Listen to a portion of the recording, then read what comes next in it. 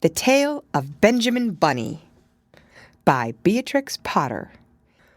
One morning, a little rabbit sat on a bank. He pricked his ears and listened to the trit-trot of a pony. A gig was coming along the road. It was driven by Mr. McGregor, and beside him sat Mrs. McGregor in her best bonnet. As soon as they had passed, little Benjamin Bunny slid down into the road and set off with a hop, skip, and a jump to call upon his relations, who lived in the wood at the back of Mr. McGregor's garden. That wood was full of rabbit holes, and in the neatest, sandiest hole of all lived Benjamin's aunt and his cousins, Flopsy, Mopsy, Cottontail, and Peter. Old Mrs. Rabbit was a widow. She earned her living by knitting rabbit wool mittens and muffetees. I once bought a pair at a bazaar. She also sold herbs and rosemary tea and rabbit tobacco, which is what we call lavender. Little Benjamin did not very much want to see his aunt. He came round the back of the fir tree and nearly tumbled upon the top of his cousin Peter. Peter was sitting by himself. He looked poorly and was dressed in a red cotton pocket handkerchief. "Peter," said little Benjamin in a whisper, "who has got your clothes?" Peter replied, "The scarecrow in Mr. McGregor's garden," and described how he had been chased about the garden and had dropped his shoes and a coat. Little Benjamin sat down beside his cousin and assured him that Mr. McGregor had gone out in a gig, and Mrs. McGregor also, and certainly for the day, because she was wearing her best bonnet. Peter said he hoped that it would rain.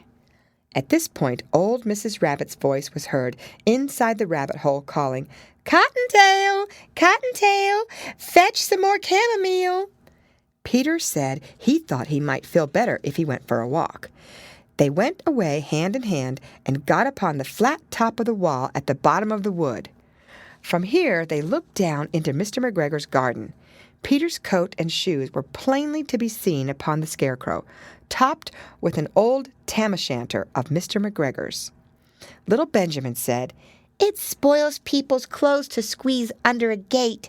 The proper way to get in is to climb down a pear tree." Peter fell down head first, but it was of no consequence, as the bed below was newly raked and quite soft. It had been sown with lettuces. They left a great many odd little footmarks all over the bed, especially little Benjamin, who was wearing clogs. Little Benjamin said that the first thing to be done was to get back Peter's clothes, in order that they might be able to use the pocket handkerchief. They took them off the scarecrow. There had been rain during the night. There was water in the shoes, and the coat was somewhat shrunk. Benjamin tried on the tam-o'-shanter, but it was too big for him. Then he suggested that they should fill the pocket handkerchief with onions as a little present for his aunt. Peter did not seem to be enjoying himself. He kept hearing noises. Benjamin, on the contrary, was perfectly at home and ate a lettuce leaf. He said that he was in the habit of coming to the garden with his father to get lettuces for their Sunday dinner. The name of little Benjamin's papa was old Mr. Benjamin Bunny. The lettuces certainly were very fine. Peter did not eat anything. He said he should like to go home. Presently he dropped half the onions. Little Benjamin said that it was not possible to get back up the pear tree with a load of vegetables. He led the way boldly towards the other end of the garden. They went along a little walk on planks under a sunny red brick wall. The mice sat on their doorsteps, cracking cherry stones. They winked at Peter Rabbit and little Benjamin Bunny. Presently Peter let the pocket handkerchief go again. They got amongst flower pots and frames and tubs. Peter heard noises worse than ever. His eyes were as big as lollipops. He was a step or two in front of his cousin when he suddenly stopped. "This is what those little rabbits saw round that corner."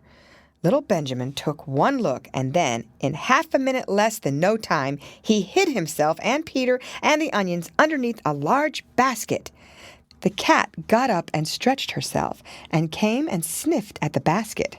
Perhaps she liked the smell of onions. Anyway, she sat down upon the top of the basket. She sat there for 5 hours. I cannot draw you a picture of Peter and Benjamin underneath the basket because it was quite dark, and because the smell of onions was fearful. It made Peter Rabbit and little Benjamin cry. The sun got round behind the wood, and it was quite late in the afternoon, but still the cat sat upon the basket. At length there was a pitter-patter, and some bits of mortar fell from the wall above. The cat looked up and saw old Mr. Benjamin Bunny prancing along the top of the wall of the upper terrace. He was smoking a pipe of rabbit tobacco and had a little switch in his hand. He was looking for his son. Old Mr. Bunny had no opinion whatever of cats. He took a tremendous jump off the top of the wall onto the top of the cat and cuffed it off the basket and kicked it into the greenhouse, scratching off a handful of fur. The cat was too much surprised to scratch back. When old Mr. Bunny had driven the cat into the greenhouse, he locked the door. Then he came back to the basket and took out his son Benjamin by the ears and whipped him with the little switch. Then he took out his nephew Peter. Then he took out the handkerchief of onions and marched out of the garden.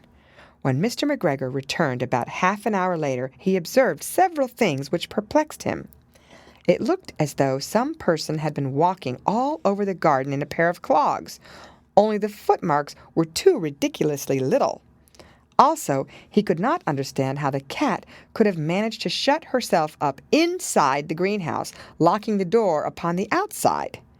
When Peter got home, his mother forgave him because she was so glad to see that he had found his shoes and coat.